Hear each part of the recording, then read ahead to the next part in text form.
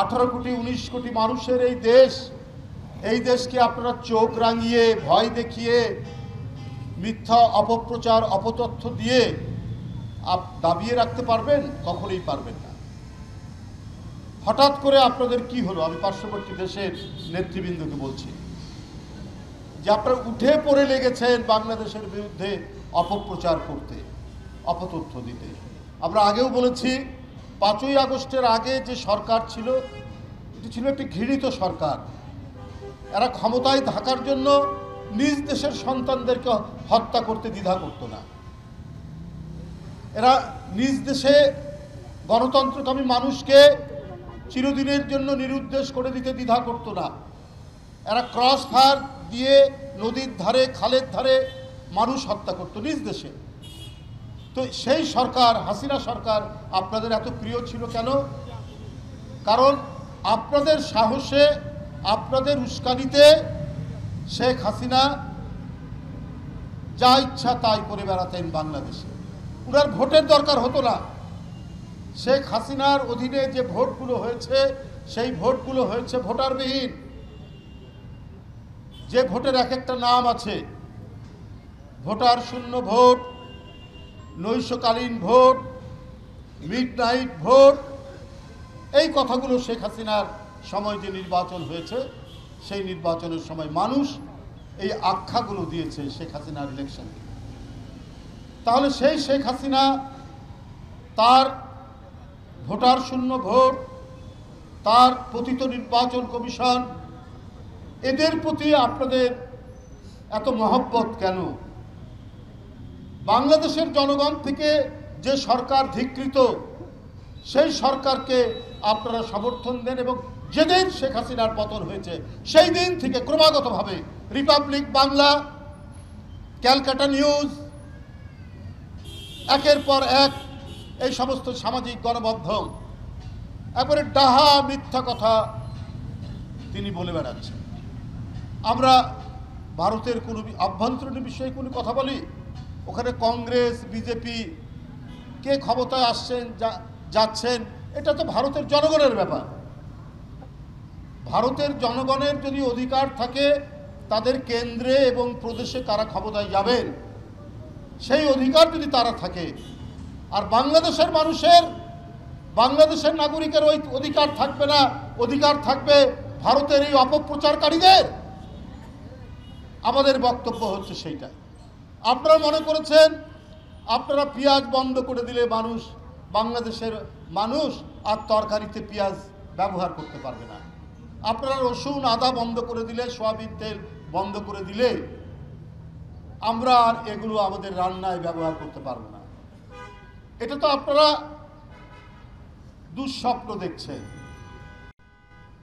যে এদেরকে আমরা পানিতে, ভাতে, তরকারিতে ওদের বঞ্চিত করব। আপনারা পশু রপ্তানি অর্থাৎ গরু বিশেষ করে গরু রপ্তানি আজকে 5-6 বছর ধরে বন্ধ করে দিয়েছে। বাংলাদেশের মানুষ বাড়িতে বাড়িতে, গ্রামে গ্রামে তারা গরুর খামার, ছাগলের খামার গড়ে তুলে এক কোরবানি ঈদেই 1,20,00,000 গবাদি পশু জবাই হয়, সেইটার ব্যবস্থা করেছে এবং প্রতি বছর সাধারণ মানুষের মাংসের যে প্রয়োজন হয় সেটারও এদেশের মানুষ ব্যবস্থা করেছে। তা আপনারা ভুলে যাবেন না এদেশের মানুষ অত্যন্ত শ্রমপ্রিয়, কষ্টপ্রিয়। তারা তাদের প্রয়োজনীয় পেঁয়াজ, রসুন, আদা যেগুলো আমরা আমদানি করি সেগুলো তারা উৎপাদন করতে এবং অতিমাত্রায় উৎপাদন করতে পিছপা থাকবে না।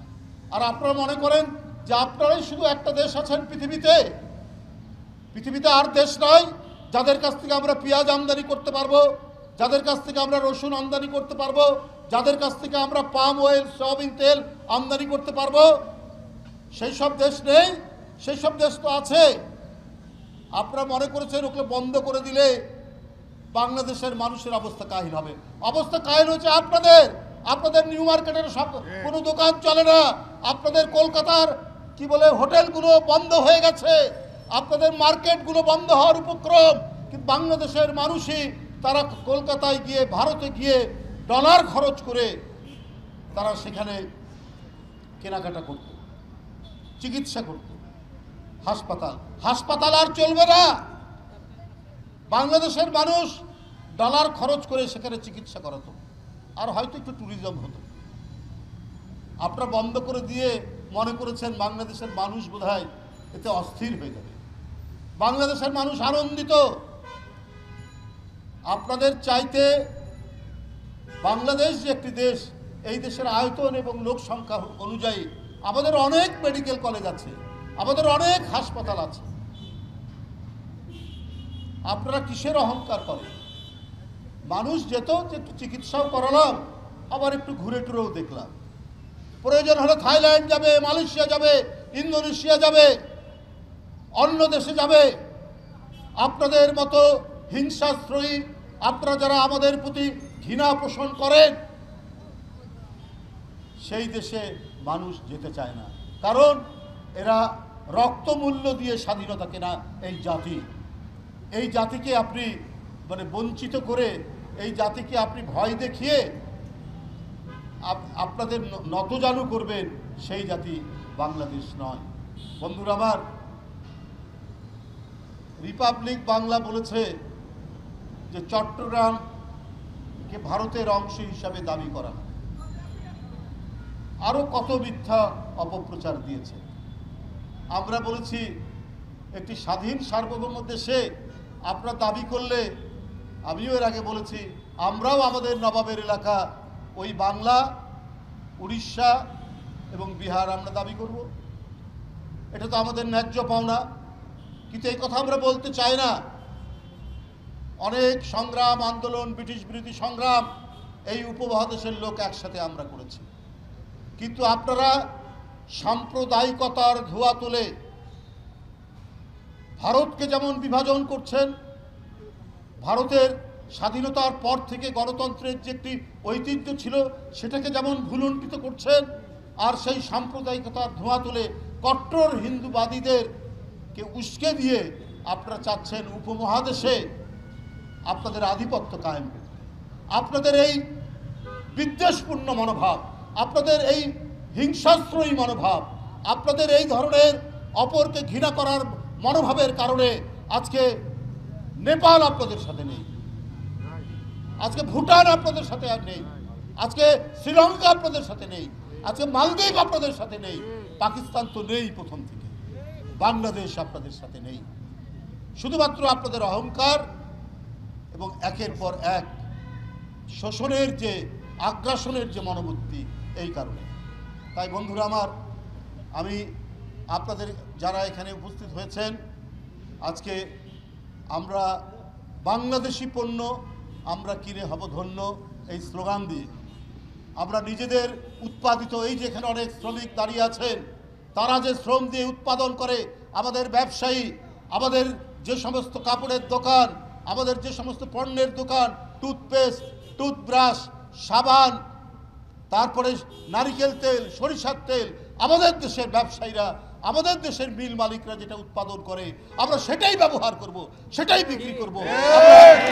আমরা কারো দিকে ফিরে তাকাবো না, কারো দিকে আমরা চাইবো না। হ্যাঁ, এই গ্লোবালাইজ পৃথিবীতে একে অন্যের সাথে লেনদেন হয়, বাণিজ্য হয়, কিন্তু যারা ঘৃণা করে আমাদেরকে, যারা আমাদের দেশের প্রতি আগ্রাসন চালাতে উস্কানি দেয়, তাদের সাথে আমরা কোনো ব্যবসা বাণিজ্য করতে চাই না।